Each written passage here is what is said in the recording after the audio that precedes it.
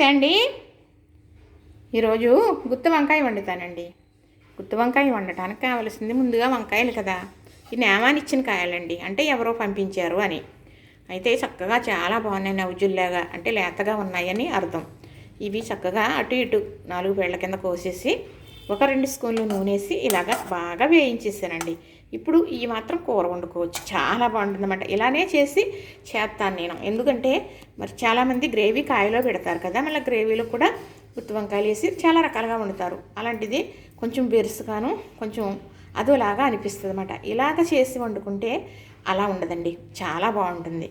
దానికి కావాల్సినవి ఇవన్నీ మీకు చెబుతూ చూపిస్తాను. మరి అలానే కొంచెం చింతపండు రసం వేసి వండుతాను. వంకాయ కూర అనేటప్పటికి పులుపు, అల్లం, వెల్లుల్లి తప్పనిసరిగా పడాలి. దానికి తగినట్టుగా పడాలంటే అదండి వేయాలని అన్నమాట. పూర్వం భాష మాట్లాడేస్తున్నాను. అది సరిగ్గా సరిపడగా వేసేవనుకోండి వంకాయ పడదో, వంకాయ దురద వస్తుంది, నేను తినను అంటారు చూసారా. అలాంటి వాళ్ళు కూడా తినేయచ్చు. ఎందుకంటే ఈ పులప, అల్లం, వెల్లుల్లి వల్ల మనకి అందులో ఉండే దురద అనేది పోతుంది. ఎలర్జీ అంటారు కదా, దాని గురించి తినరు చాలామంది. అలా ఉండకుండా ఉండాలంటే తప్పనిసరిగా గుత్తి వంకాయ వండుకున్నా, మామూలు వంకాయ వండుకున్నా నిమ్మకాయ పిండుకుని తింటారు చాలామంది.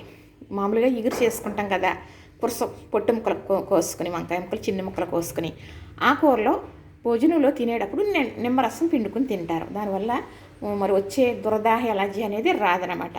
అల్లం వెల్లుల్లి వల్ల కూడా రాదు. మా వారు అంటారు అల్లం వెల్లుల్లి ఎక్కువ వేయాలి వంకాయ కూరలు అంటారు.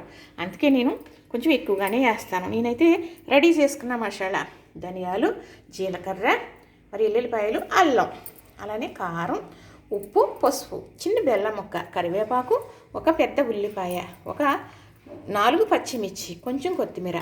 ఇవి కరివేపాకు ఒకటి తప్పించి ఇవి మిక్సీ పట్టేస్తానండి. ఇవి నలిగిన తర్వాత ఇది కూడా వేసేసి మిక్సీ పట్టేస్తాను. మనకు గ్రేవీ పులుపు అనేది ఎప్పుడు వేస్తాను అనేది మీకు చూపిస్తాను. ఇప్పుడు ఇవి మిక్సీ పట్టేస్తానండి. చక్కగా కొంచెం కొంచెం వేసుకుని, అంటే బాగా మెత్తగా ఏదో పేస్ట్ లాగా చేసేయకూడదు. ఎలా చేయాలి అనేది చెబుతాను. మధ్య మధ్యలో ఈ కొత్తిమీర, కనవ, మిగిలిన ఉల్లిపాయ కూడా వేసేస్తాను. ఇదిగోనండి, చూసారా ఎంత ఇలాగా. ఎందుకంటే నేను ఎప్పుడు కూడా ఇలానే పెట్టుకుంటాను మిక్సీ. ఎందుకంటే పూర్వం శనకాల మీద నూరుకుంటే ఇలానే వచ్చేదండి, మెత్త గంధంలాగా నూరుకునేవారు కాదు.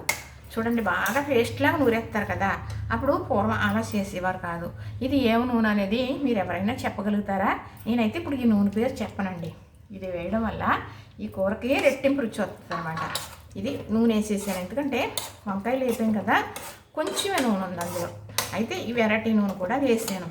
ఇప్పుడు ఇది కొత్తిమీర చక్కగా ఇలాగా పట్టాను కదా, ఏదైనా గరం గరంగానే ఉండాలండి. అప్పుడు పీసులాగా, మరి పీసుండే తినాలి, పీసు పదార్థాలు అంటారు కదా, అదేనండి. నాకు తెలీదు, చెప్పడం తెలుగులోనే చెప్పేస్తున్నాను. అందుకు మనకి అలా తినడం వల్ల మనకి డైజెషన్ ప్రాబ్లం ఉండదు. తర్వాత అరుగుదలకి ఇది చాలా మంచిగా ఉపయోగపడుతుందండి. మరి మెత్తగా ఉంటే ఇవి మసాలాలు అయ్యని గుండ్లు పట్టేస్తుంది అనేవారు పెద్దవారు, తెలుసా. మరి ఈ గ్రేవీ ఇలా ఎగుతుంది కదా, పచ్చిమిర్చి, ఉల్లిపాయ చక్కగా పట్టాం కదా. ఇప్పుడు ఇది కొత్తిమీర, ఇందులో వేయవలసిన మసాలా, ఉప్పు, కారం కూడా వేసేసానండి. మిక్సీలో ఎందుకు పెట్టానంటే బాగా కలుపుతుంది అనేసి అలాగా పెట్టేస్తాను అనమాట. మిక్సీలో మళ్ళీ అది మిక్సీ పట్టవలసిన పని లేదులేండి. అంటే కొత్తిమీర అనుకోండి ఇలా ఉండటం వల్ల మనకి మంచిగా గ్రేవీగా బాగుంటుంది అన్నమాట. అందుకు ముక్కల కింద కాకుండా ఇలాగ ఎప్పుడు కూడా కొత్తిమీర, మరి అందులో అల్లం, అలానే వెల్లుల్లి, మసాలా అనేది వంకాయకి ఎక్కువగా దట్టించాలి కదా. మరి ఇది మాత్రం బాగా వేయించుకోవాలి, ఎందుకంటే వంకాయలు కూడా వేయించేసుకున్నాం కదా. అప్పుడు ఇది బాగా వేగితే వంకాయలు వేగినాయి కాబట్టి ఒక 5 నిమిషాల్లో కూర అయిపోతుంది. ఇప్పుడు ఇది వేగిన తర్వాత, అంతేగాని ఎప్పుడు 5 నిమిషాలు 10 నిమిషాల్లో ఏ కూర చేయలేమండి. చెప్పడానికి మాట బాగుంటుంది కానీ పని అవ్వదు, అది తెలుసు అందరికీ. కానీ అదే నిజమని అనుకుంటాం మనం. ఇది బాగా ఏగనిద్దాం. మనం కూర వండేటప్పుడే దాని ఒక రుచి మన కళ్ళు చెప్పేస్తాయండి. ముందుగా కళ్ళే తింటాయి. ఇది అందరికీ తెలిసిన విషయమే. ఎందుకంటే కంటికి ఇంపుగా ఉందనుకోండి, నోటికి రుచిగా ఉంటుంది, అదే ఒంటికి పడుతుంది అని పెద్దవారు చెప్పేవారు అన్నమాట. ఎప్పుడైతే ఇది ఇలా ఉందనుకోండి, కూర చాలా బాగుంది, ఇది ఎప్పుడు తినేస్తామో అనుకుంటామా లేదా? అంతే కదండి. అదేంటి ఆ కూర చుట్టూ అలా ఉందేంటి, బాగుంటుందా అంటామా లేదా? ఇవన్నీ నిజమైన సత్యాలండి, నిజమైన మాటలే. ఇది ఎవరికి వినబుద్ధి కాదు. ఎవరికి పట్టదో. ఎందుకంటే అంతేనండి, ఒక్కొక్కరిది అంతే. మన భయంత అదృష్టం కావాలని అనుకోకపోయినా ఒక గింజంతైనా ఉంటే చాలు అని అనుకున్నాం అనుకోండి, అయినప్పటికీ కూడా ఏ పట్టానా కనపడదండి. ఇది బాగా ఏగితే మనకి రుచి అనేది బాగుంటుందన్నమాట. ఇప్పుడు ఇందులో వేసిన నూనె బయటకు వచ్చిందండి. అయితే మగ్గిపోయింది బాగా, మరి గ్రేవీ అనేది చాలా బాగా కుక్ అయిందన్నమాట. ఇప్పుడు మనం వేయించుకున్నాం కదా ఈ వంకాయలన్నీ కూడా ఇలాగా పెట్టేస్తానండి. మనం ఎలా పెట్టినా కూడా వంకాయ లోపలకంటూ మామూలుగా ఇది గ్రేవీ అనేది వెళ్ళిపోతుంది చక్కగా. ఎందుకంటే మనం అటు ఇటు మెదుపుతాం కదా వేసిన తర్వాత. ఒక్కొక్కసారి ఇలా కూడా పెట్టవచ్చు, ఇలా కూడా అనొచ్చు. ఎలాగైనా కానీ మనం వేయించేసాం కాబట్టి ఇంకా పర్వాలేదండి. ఇలా కొంచెం కూర ఉన్నప్పుడు ఏమనివారో పెద్దవారు చెప్పనా, ఏమనివారంటే మగుడు బెల్లం కూర అంటారండి. కొంచెమే కదా అందుకు. ఇప్పుడు ఇలాగే కూడా వేసుకోవచ్చు పులప లేకుండా, కమ్మగా ఉండాలి అనుకున్నవారు. కానీ గుత్తొంకాయలో పులప వేస్తేనే బాగుంటుందని నేను అంటాను. ఎందుకంటే మేము వండుకుంటాం, మా అమ్మగారు ఉండేవారండి ఇలాగా కూర రెడీ అయిన తర్వాత కూడా ఏం వేసేవారో నేను కూడా వేసి మీకు చూపిస్తాను. అమ్మ ఏం వేసేదో చూపిస్తాను అనమాట.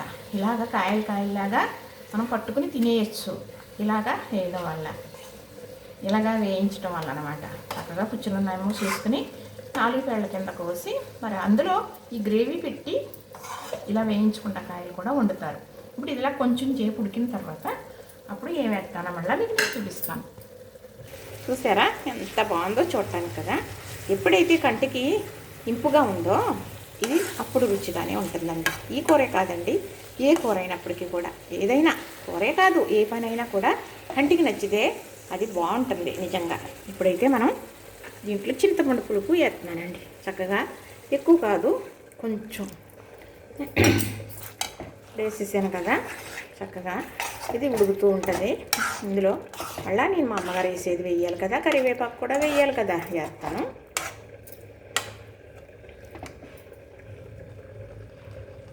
ఇప్పుడు ఈ బెల్లం ముక్క వేసానండి. ఎందుకంటే ఈ కూరకు రుచి ఆ బెల్లమే తీసుకొస్తుందండి.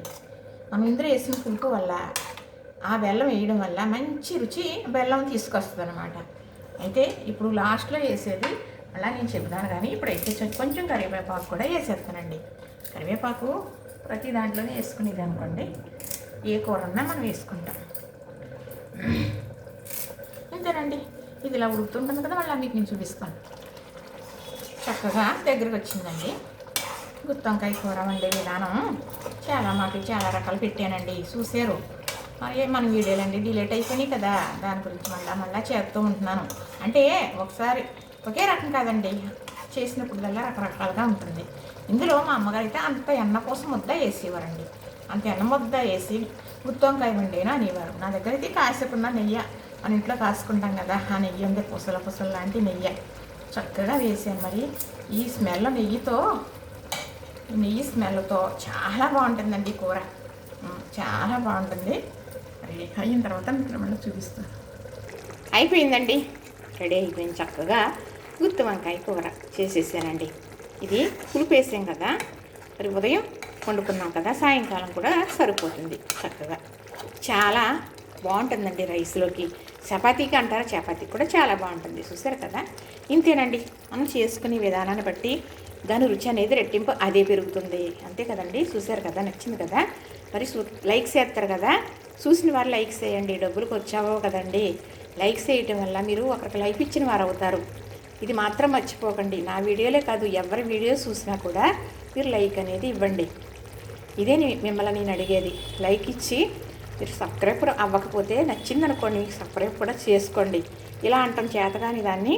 మరి నా కోసమే కాదు, అందరి గురించి కూడా చెప్పే శక్తిని, తెలివిని, మరి ఒక ఆలోచనని నాకు ఇచ్చారు అంటే, వచ్చింది అంటే మీరే ఇచ్చారని నేను అంటానండి. మీ వల్లే ఇది. చూసారు కదా, చూస్తుంటే నేను నోరు ఊరిపోతుందా. చాలా బాగుంటుందండి. లేత వంకాయలతో గుత్తి వంకాయలు తెచ్చుకొని వండేసుకోండి. మరి లైక్ చేయండి, షేర్ చేయండి, సబ్స్క్రైబ్ చేయండి.